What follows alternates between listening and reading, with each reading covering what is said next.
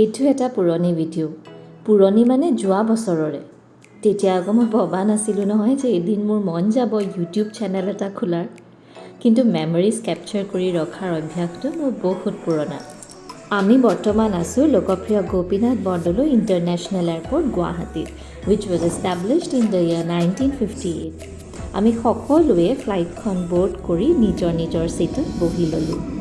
গুৱাহাটীখন মানে অসমখন আকাশৰ পৰা যে ইমান সুন্দৰ লাগে। চাৰিওফালে গছ গছনি নদী। নৱেম্বৰ মাহ, বাহিৰতো বতৰটো বৰ প্লেজেণ্ট। সৰুকালত নৱেম্বৰ মাহটো একেবাৰে পিক অফ উইণ্টাৰ, কিন্তু আজিকালিতো গম পাইছেই গৰম দিনকেইটা বৰ দীঘলীয়া হয়, ঠাণ্ডা দিনটো নাহেই। আৰু ফ্লাইটত পালোঁ উইণ্ডো ছিট, আৰু উইণ্ডো ছিট পালেতো মোৰ হৈ গৈছে অকল ফটো ভিডিঅ'। ফ্লাইটৰ পৰা নামোতে মোৰ গেলেৰী আধা আধি ফিল হৈ যায়। দৃশ্যটো দেখি চাগে নিশ্চয় গম পাইছে যে আমি পালোহি দিল্লী। আছে এখন ঘৰুৱা বিয়া ৰাজস্থানৰ জয়পুৰত। ৰাজস্থানখন চোৱা মোৰ বাকেট লিষ্টত সৰুৰে পৰা আছিল। মনটো বৰ ভাল লাগিলে যেতিয়া আমি যোৱাটো কনফাৰ্ম হ'ল। আৰু ৰাজস্থানখন চোৱাৰ আগতে প্লেন বনিল দিল্লীখন অলপ ফুৰাৰ। আৰু উৰা মাৰি উপস্থিত হ'লোহি ইন্দিৰা গান্ধী ইণ্টাৰনেশ্যনেল এয়াৰপৰ্টত।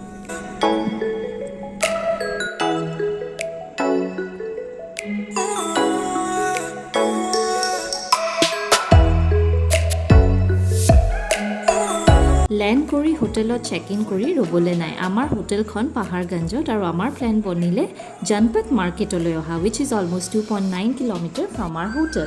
জনপথ মাৰ্কেটৰ পৰা সৰু সুৰা বস্তু দুটামান কিনিলোঁ আৰু অলপ ঘূৰা ফুৰা কৰি আহি পালোহি cannot place, which is 1.2 kilometer from Janpat Market. Officially known as Rajiv Chowk, Connaught Place is one of the main financial, commercial and business centers in New Delhi. It is also a major shopping, nightlife and tourist destination. আৰু এইটো দিল্লীৰ খুব famous আলু চাটটো। চিপিখন মানে cannot প্লেচখন সঁচাকৈ বৰ ভাল লাগিলে। বহুত দেৰি ঘূৰা ফুৰা কৰি এতিয়া আমি হোটেলৰ অভিমুখে। কাইলৈ বহুত দীঘলীয়া প্লেন, আপোনালোককো লৈ যাম, সেইকাৰণে ভিডিঅ'টো শেষলৈকে চাই থাকিব। ৰাতিপুৱাৰ সময় আৰু আমি সকলো উপস্থিত হৈছোঁহি দিল্লীৰ ৰাজঘাটত। It is a memorial dedicated to Mahatma Gandhi. এইখন এখন খুব সুন্দৰকৈ মেইনটেইন কৰি ৰখা লন, যাৰ দুয়োফালে মহাত্মা গান্ধীৰ খুব সুন্দৰ সুন্দৰ বাণী খোদিত কৰা আছে। ইয়াতে আছে এটা ক'লা মাৰ্বলৰ প্লেটফৰ্ম, য'ত মহাত্মা গান্ধীৰ সকলো লাষ্ট ৰাইটছ কৰা হৈছিলে। প্লেটফৰ্মৰ এটা মূৰত এটি চিৰন্তন শিখা জ্বলি থাকে। মছজিদে জাহান নুমা, যাক সাধাৰণতে দিল্লীৰ জামা মছজিদ বুলি জনা যায়, ভাৰতৰ অন্যতম বৃহৎ মছজিদ। ইয়াক মোগল সম্ৰাট শ্বাহজাহানে ইয়াৰ 1644ত নিৰ্মাণ কৰিছিল। ইণ্ডিয়া গেট, পূৰ্বতে সৰ্বভাৰতীয় যুদ্ধ স্মাৰক হিচাপে জনাজাত, হৈছে এক যুদ্ধ স্মাৰক। ই প্ৰথম বিশ্বযুদ্ধ আৰু তৃতীয় এংলো আফগান যুদ্ধত ইয়াৰ 1914 আৰু 1921ৰ ভিতৰত মৃত্যু হোৱা ভাৰতীয় সেনাৰ 84,000 সৈনিকৰ স্মাৰক হিচাপে থিয় হৈ আছে। আমি এতিয়া আহি উপস্থিত হৈছোঁহি কুতুব মিনাৰত। It is a minaret as well as a victory tower that forms part of the Qutub complex. It is a UNESCO World Heritage Site and is located in the Mehrauli area of South Delhi.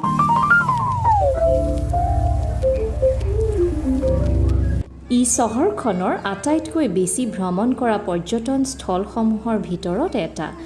এই বিজয় টাৱাৰটো পৰম্পৰাগত Islamic স্থাপত্য আৰু দক্ষিণ পশ্চিম এছিয়াৰ ডিজাইনৰ সংশ্লেষণৰ প্ৰতীক। কুতুব মিনাৰৰ উচ্চতা 72.5 metre, যাৰ ফলত ই ইটাৰে নিৰ্মিত পৃথিৱীৰ আটাইতকৈ ওখ মিনাৰ।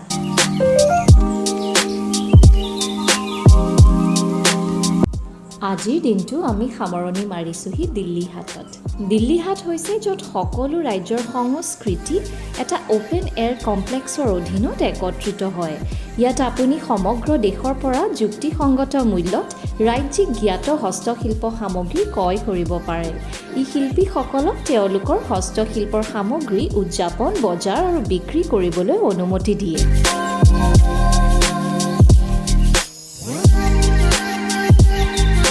ইয়াত স্থায়ী কেইখনমান দোকানহে আছে।